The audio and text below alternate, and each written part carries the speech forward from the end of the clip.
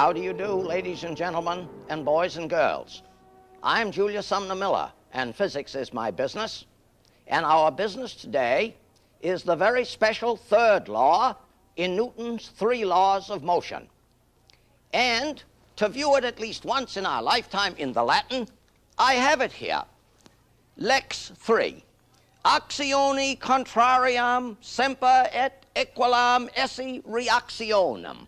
Now, if you didn't know any Latin at all, you'd see something in there about action and reaction. And indeed, that's what it sums up to be. Third law, to every action, there is always an equal and opposite or contrary reaction, or the mutual actions of any two bodies are always equal and oppositely directed. Now, a strange introduction to this law would be as follows. Consider me standing still and quiet on the earth, and I jump up in this manner. I ask, did you feel the earth recoil? And the answer is, it must be, it did indeed recoil, even though you may not have felt it. Why? Here is the earth, enormous mass. Here I am, a teeny-weensy creature of little mass. I push down on the floor with a force F, which acts on me and on the earth. And as before in the second law, my little mass, you detect, has an enormous acceleration. Up I go. But the earth, having an enormous mass, has a teeny-weensy acceleration, which you cannot detect. So, consider Newton's third law in a toy. Here is a little vehicle with some wheels, to which is fixed a rubber balloon, and I blow some air in the balloon. Now I'm going to let the air come out of a certain hole, orifice here. The air comes out this way, and what must the vehicle do? The vehicle must go the other way. Watch it. There it goes. And so I am reminded of a certain exercise that goes like this. Here is a rocket vehicle.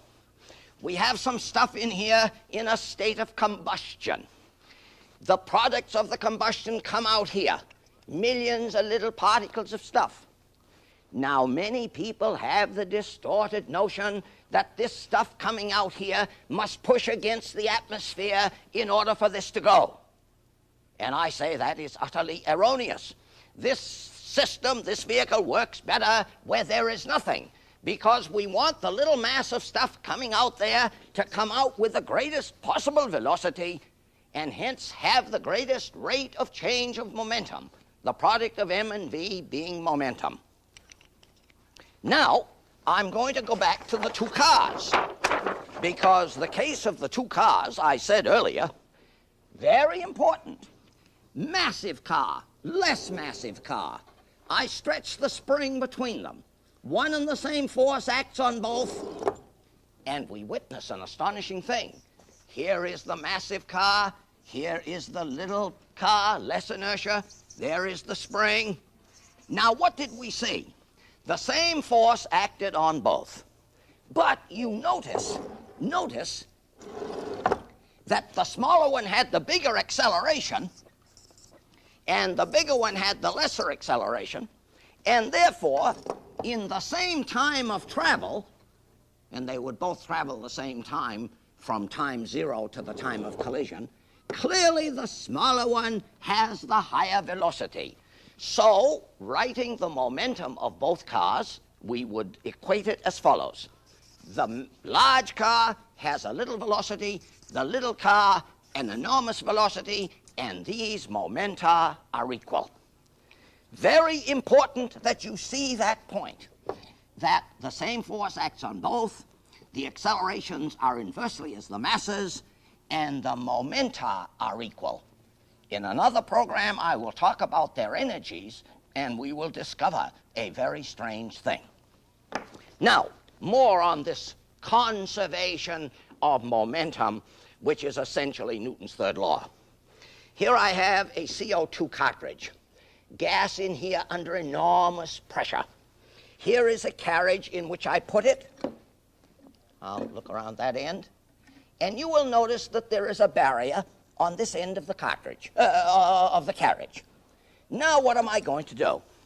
I am going to make a hole in this end of the cartridge.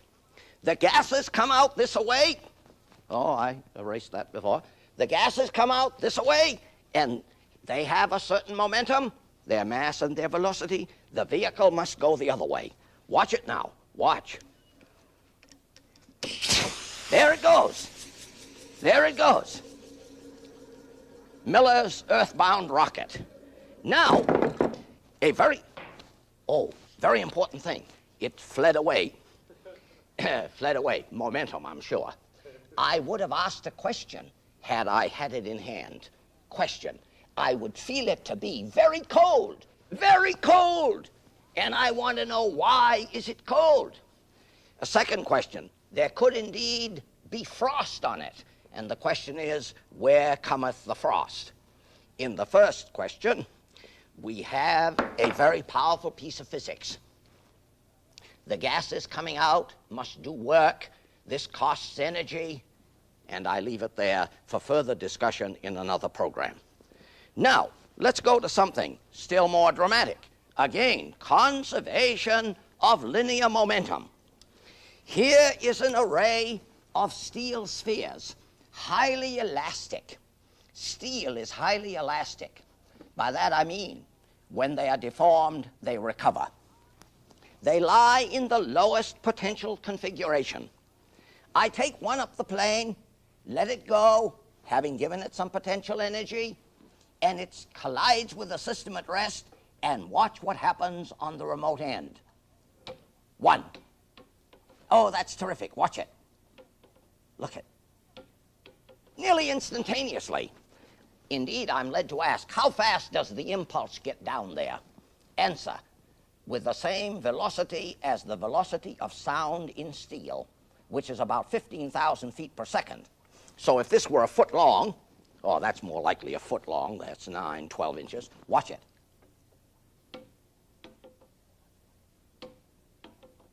One 15,000th of a second.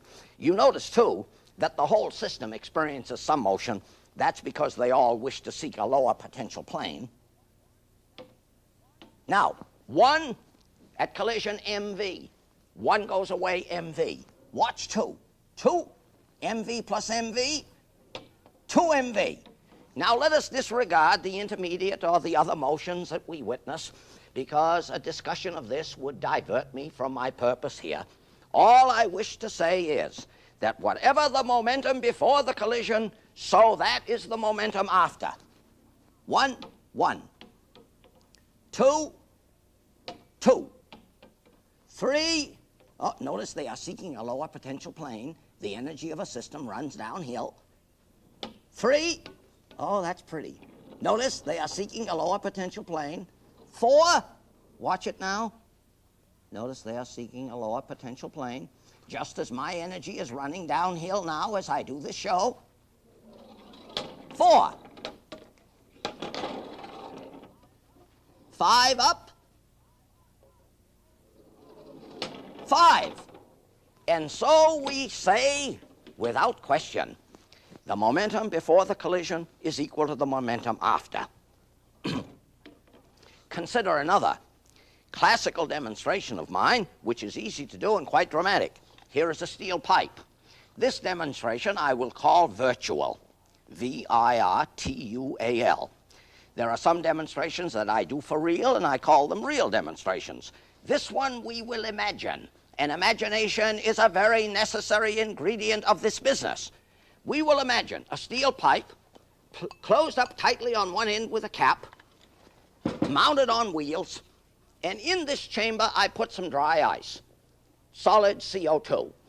Then with a wooden plug, I plug it up very firmly, and I let it stand here on the table in the hot air of the classroom or the TV studio. And what happens? The CO2 sublimes, goes into gas or vapor. The pressure builds up more and more. The pressure gets enormous inside. Something has to go. What goes? The cap, with an enormous velocity, enough indeed to kill a man. So if you should do this, I warn you, have some caution. And what happens to the vehicle? It goes the other way. Big mass, little velocity, little mass, large velocity. Conservation of linear momentum. Powerful business, powerful. Consider toys have a large role in my business because the physics of toys is an enchanting thing to engage in. Toys, I would have you understand, ladies and gentlemen and boys and girls, toys are intended for child's play, but the physics of them is hardly that. Here is a little propeller with some inclined blades, and I have mounted it in a chamber wherein resides a spring.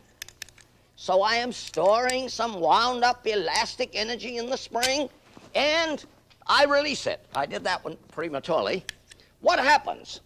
How is Newton's third law? How does it play a role here? Answer. The pitch blade engages the air, drives the air down with a momentum mv. The vehicle must go up. Watch it. There it is. Oh, that's a pretty thing. And then it's spinning as a top, about which I will speak in another program. So the question to be asked is, how does a bird fly? Here is a bird flying. Here is a bird. I'm probably viewed as a vulture. Bird, bird.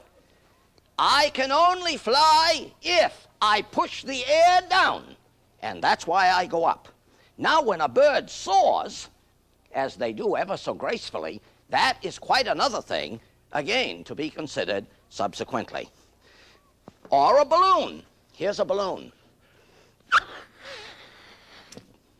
Incidentally, I'm going to do a program on bubbles and the like, and I will raise the question of why is it hardest to blow up a balloon at the very beginning and easier to blow it up the bigger you get it. But anyway, I've put some air in there. Now you know if I let the air out here, momentum mv, momentum the other way. There it is, like that.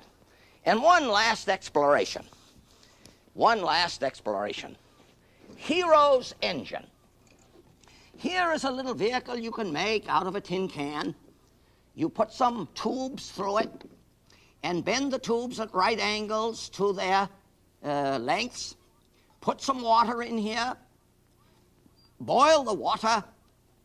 The steam, more exactly vapor, which becomes steam on condensation, the vapor comes out the orifices, and this turns around ever so fast. This is a substantial demonstration of Newton's third law. And here is a bigger scale one on which we could run a very quantitative experiment. So much water, so much heat energy put in, so much energy gotten in the angular velocity of the vehicle. And so, what must we now say? We have explored in the passing shows the first law in two parts, the second law, which is wrapped up in F equals ma, and the third law, referred to as action and reaction, which I will close in this way. Here is a very freewheeling vehicle, and you know that if I stand on it at rest and go forward, the cart must go backward, which it does. And I say that when I walk this way, the earth goes the other way. I thank you for your attention.